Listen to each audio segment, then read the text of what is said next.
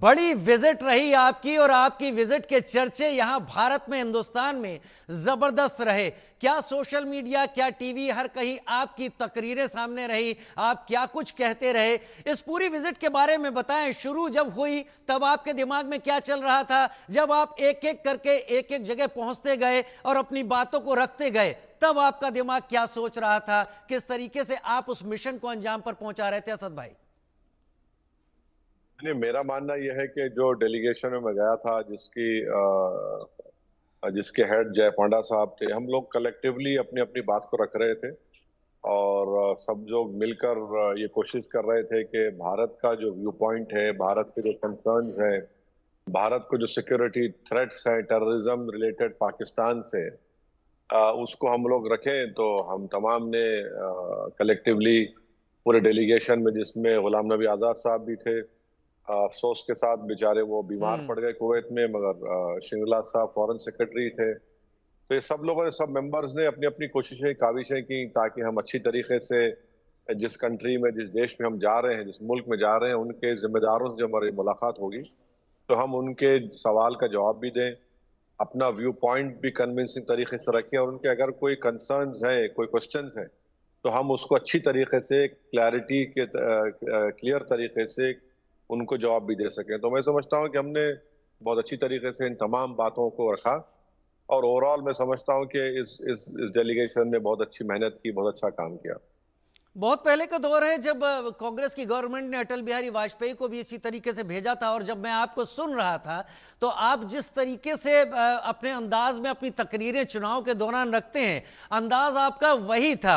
आपकी आपकी कई बातें, आप एफएटीएफ को लेकर बहुत जबरदस्त तरीके से बरस रहे थे। थोड़ा उस बारे में बताएं कि आपने जब घेरा और अपनी बातों को रखा तो क्या क्या पॉइंट से आपने जहां पहुंचे उनको अपनी बात सामने रखी। देखिए, भारत सरकार ने जो 4 कंट्रीज को सेलेक्ट किया वो बड़े इंपॉर्टेंट है, जिसमें हम गए थे। अल्जीरिया, जो ओआईसी का मेंबर है, और ये दूसरे 3 कंट्रीज जीसीसी के और ओआईसी के मेंबर हैं, बहरीन, कुवैत और किंगडम ऑफ सऊदी अरेबिया। इसमें एक कंट्री अभी नॉन परमानेंट सिक्योरिटी काउंसिल का मेंबर है, एक कंट्री आइंदा साल उसका नॉन परमानेंट मेंबर बनेगा। ये चारों कंट्रीज ने 2018 में भारत ने की कोशिशों पर, जो पाकिस्तान को ग्रे लिस्ट में डाला गया, तो इन चारों कंट्रीज ने ऑब्जेक्ट नहीं किया था पाकिस्तान के इंक्लूजन को।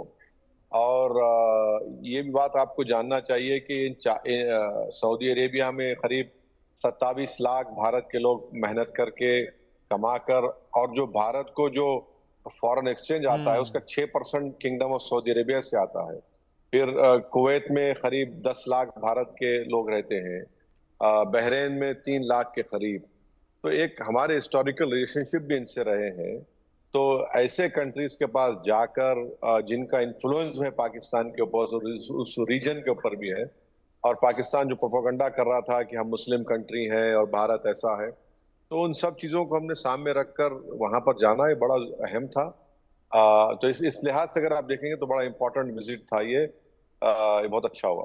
आपने मुसलमानों को लेकर जो तकरीरें दी हैं, आपने पाकिस्तान के इस प्रोपेगेंडा को धो दिया कि वो शुरुआत भी पाकिस्तान अपनी मुसलमानों से करता है और ला के भी वहीं ख़त्म करता है, जिससे बता सके कि यहाँ पर क्या बुरी हालत हो रही है। लेकिन मैंने आपको सुना और आपने इस मुद्दे पर भी पाकिस्तान को बचने का कोई मौका नहीं दिया। बल्कि आज जो स्टेटमेंट बिलावल जी जरदारी जी भुट्टो ने दिया, जी। कि वो तो बकवास कर रहे हैं। तो भाई, अगर आप अपने ही देश में बलूची को मारो तो बलूची क्या मुसलमान नहीं है?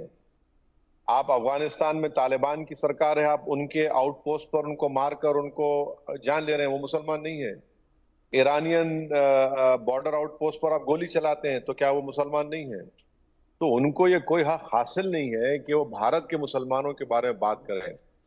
भाई, भारत में जो मुसलमान है, हमारे बुजुर्गों ने सन 47 में एक फैसला ले लिया कि हम 2 नेशन थ्योरी को रिजेक्ट करके हम इस भारत में रहेंगे और बाइज्जत शहरी रहेंगे। यकीनन हमारे मुल्क में हमारे प्रॉब्लम्स हैं, हमारे इश्यूज हैं, जो किसी के सामने छुपे हुए नहीं है, मगर हमारी जद्दोजहद चल रही है, हमारी लड़ाई सियासी तौर पर संविधान के दायरे में रहकर चल रही है। मगर कोई पाकिस्तान में बैठकर हमको आईना दिखाने की कोशिश ना करें, क्योंकि वो अगर अपने गिरेबान में झांकेंगे तो कई गलतियां उनकी निकलेंगी। और बिलावल, जरदारी, भुट्टो ये नहीं बता पा रहे हैं कि उनकी मां को जिन दहशतगर्दों ने मारा वो कौन सा ग्रुप है। वो जिस यूनाइटेड नेशन में बैठकर ही आज ये बात कहे हैं, उनकी मां की, उनकी वालिदा की मौत के बाद यूनाइटेड नेशन ने एक प्रोब एजेंसी को भिजाया। हम्म।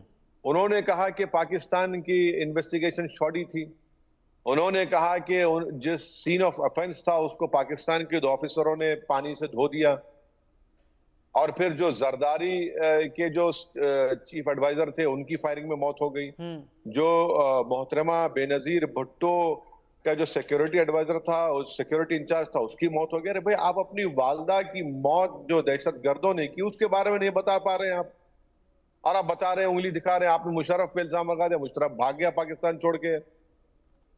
ये तो अहमकाना गुफ्तगू कर रहे हैं वो। और ये अहमकाना गुफ्तगू तो अभी भी जारी है। यही बिलावल भुट्टो जरदारी कह रहे थे कि अगर पानी नहीं बहा तो उनका खून बहेगा।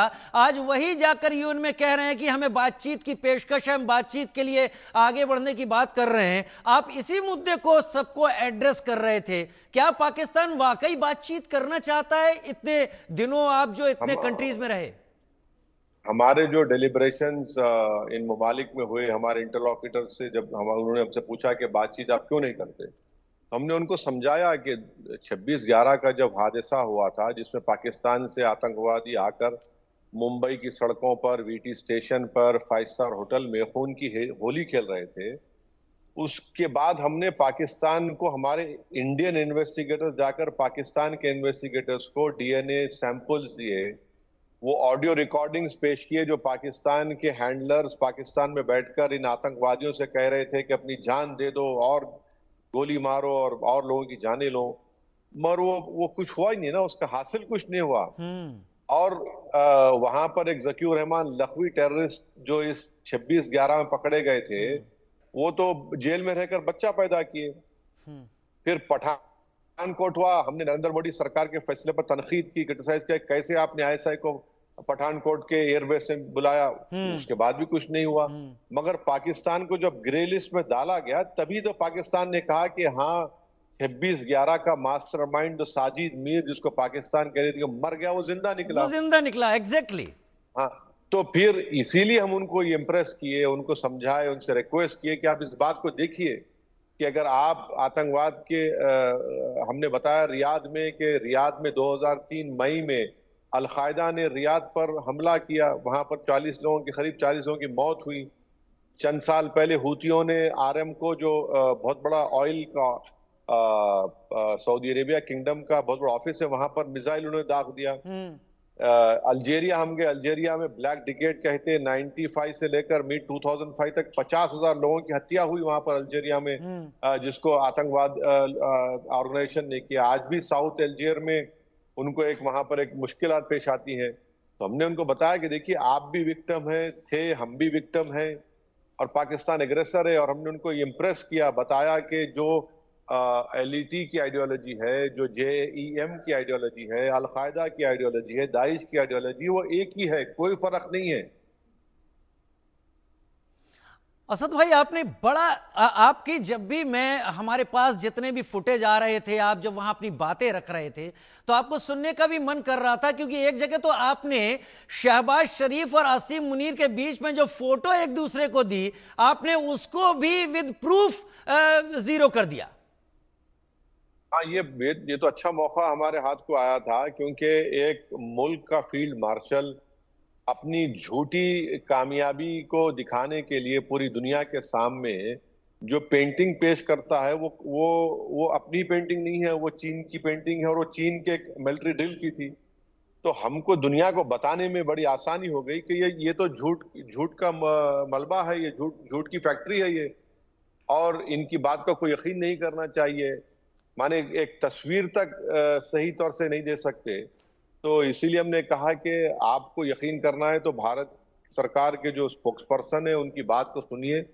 पाकिस्तान झूठ का एक प्रोपेगेंडा कर रहा है, पाकिस्तान झूठ बोलता है मुसलमान और इस्लाम का नाम लेकर, इसलिए हमको उनकी बात पे यकीन नहीं करना चाहिए। ये तस्वीर का झूठ तो इससे पहले भी कर चुके हैं यूएन में, जब पाकिस्तानी डेलीगेट ने कहीं और की तस्वीर दिखाकर कश्मीर का मुद्दा उठाने की कोशिश की थी। लेकिन असद भाई, आपको कोई ऐसा वाकया याद है जो आपको सबसे टफ लगा हो, या कोई ऐसा क्वेश्चन आपके सामने आया हो जो ट्रिकी क्वेश्चन आपके सामने रख दिया गया हो? नहीं, देखिए ये आसान बात तो किसी के लिए नहीं था कि आप एक फॉरेन कंट्री में जाकर वहां पर अपनी बात रख रहे हैं, उनके सवालात वो पूछ रहे हैं, उनके जवाबात हमको देना पड़ता था। तो आसान काम तो नहीं था, मगर अल्हम्दुलिल्लाह हमने कोशिश की और हमने सही तरीके से, कंस्ट्रक्टिव तरीके से और पूरी क्लैरिटी के साथ हमने अपनी बात को रखा भारत के ताल्लुक से। और हमको उम्मीद है कि इंशाल्लाह मुस्तकबिल में हमारी गवर्नमेंट इन चीज़ों को लेकर और आगे बढ़ेगी और उसको अपने लॉजिकल कंक्लूजन पर लेकर जाएगी।